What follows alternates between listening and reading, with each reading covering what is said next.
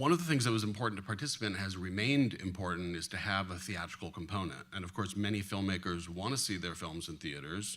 And will they be successful in theaters? We don't know, obviously, but some of the reasons, I don't think it's solely to see your name in lights, it's also that as much as everyone still says, questions, is that theatrical component valuable? Does it create awareness? And does it create sort of, how can you market a film so that by the time that it gets to other windows, people are aware of it? And for us, even though the world is changing greatly, and there are a lot of films that we work on that don't really have any theatrical or any kind of robust theatrical, but it's still very important, and I think it is a way for people to, it's like they see it listed, they read a review, they may not see it in the theater, but they know it's coming to HBO later on, or it's going to Netflix, or it's going to be available on iTunes, or whatever medium that you prefer to consume your films. So with Music of Strangers, we all discussed and said, well, I think we should show it a little bit early, partially because the ecosystem of selling films is largely connected to festivals, and we were going to the Toronto Film Festival, and we thought, Toronto, the way that profile of that festival has changed is such that, particularly documentaries, unless they're the noisiest, biggest, loudest films, they have more trouble getting the attention that they deserve in that festival environment. And that's largely because a lot of the distribution companies who are looking to buy films are not there solely to buy films, they're also there to release their sort of year-end prestige titles. So it's a different world than a festival like Sundance, where it's largely about discovery and it's largely about buying films, and not that many distributors go to Sundance with films to sort of start building their awareness. So we thought it could be a tough environment. We don't know exactly when the film is screening, and going back to a year before, in our relationship with HBO over the years, it has changed in terms of not just our relationship, but the idea of, does theatrical work? And we had done a film called Citizen 4 the year before with HBO, where to be honest, we had said to them in these ongoing discussions of figuring out a very difficult film to figure out for various reasons, because we couldn't, because of the film couldn't have a copy of the film in the United States because of all the issues around Julian Assange. So the filmmakers were in Berlin, and so we really couldn't show the film. So we only had to talk about it, which was an interesting challenge, yeah. A lot of pantomime went into that one. But what ended up happening is we said to HBO, it's very important to Laura Poitras to have a theatrical component, to have a real theatrical window. And traditionally, although we've done various deals with HBO that did have that, a more usual model is it premieres on HBO, and that works great for some films, and other films who want that theatrical, it's not the ideal model. So you figure out what makes sense on both sides. But HBO was very open to this idea, which ended up leading to a different scenario for Citizen 4 than we had originally thought would happen. We sort of in some ways had thought it's unlikely to work with HBO because of the goals of Laura to have the film in theaters. So, Laura came over at an opportune moment and showed the film to HBO, and they loved it, and we worked out a deal where they allowed that theatrical.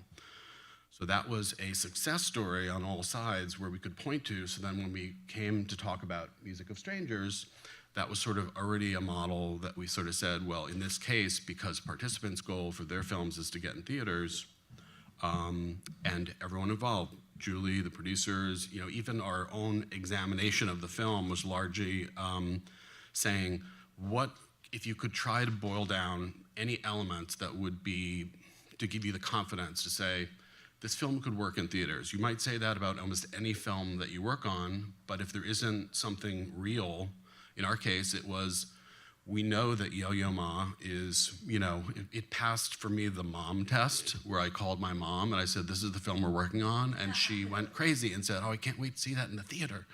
And so, People go to see classical music and opera performances as in kind of single performance theatrical releases, so that's another that's thing sort of that an you can point idea to, that there's an audience for it. Exactly. Yeah. And so our feeling was there is a built-in audience, that my mother may be representative of a certain segment of the audience that does go to theaters, and she's an older, progressive thinking person and loves seeing documentaries. So we thought, okay, I think Yo-Yo Ma's audience is an overlap with that same audience. So in any case, we made the decision to show the film early, and we called Nancy, and she was very excited to see it. And we thought, okay, what we're going to do here in this particular situation is, lay down a ground rule where we know that we can trust HBO. If we say we're going to show it to you early, but we'd like you to talk and mention that you saw it early, because we want to keep that.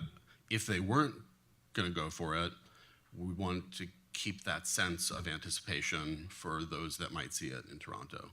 It was really a situation with that film where they loved the film, they understood what we wanted to accomplish.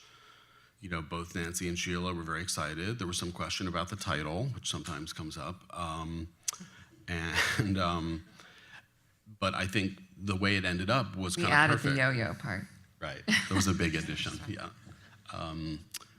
I think There wasn't even really a title, I think, when so you Correct. had open. We all wanted to ample get opportunity. Yo-Yo's name in it somehow, but also it's not just about him, obviously, so. I mean, what ended up happening in particular that made us, among many reasons why we knew we had made the right choice, is that when we got to Toronto, the venue and the night of the premiere was at a time that, was further away from everything else, and it was up against like one of the biggest films of the festival. So we wouldn't have gotten everyone into that room. It would have been a slower process. And so there was no reason not to. I think if it comes back around for us to like work on the goals of what filmmakers say they want to accomplish for the film, and doing this deal with HBO, and then working out a theatrical around that. So HBO was like the cornerstone, and then we built a scenario around that worked for everybody and worked with the windowing that we had worked out with HBO. So that's, an example of film where, there are other films that we don't show early, and we still feel like it's better just to build up. And when we did a film called The Wolf Pack, everyone on the team said nobody should see this, not one frame. So when we got to Sundance with that film, the anticipation was at the highest level, and there was so much press going in that that strategy, working very closely with the publicist, ended up being the right strategy for that film. So do you find a flexibility, so you'll do films, like the films you do with Daphne, that you create from the ground up, and those are HBO premieres, and then is it more likely to have a theatrical window for a film that you're either acquiring or co-producing? Yeah, I would say that's usually the case. And just to look at The Music of Strangers, it has been a really good collaboration from before Toronto until now. And that was Toronto last year. And it did well theatrically, which was great for everyone. And we all gained benefit from that. And then I think now the challenge, again, for all of us, it's not just HBO's challenge, is how to, when it goes on HBO, which we're anticipating is, early 2017, maybe March or 2017, that's quite a long ways from its initial premiere. And how do we really reinvigorate interest in the film so it also reaches an audience on HBO that's the highest possible audience. So part of that is it'll have some name recognition for people, having been released theatrically and been talked about for a long time.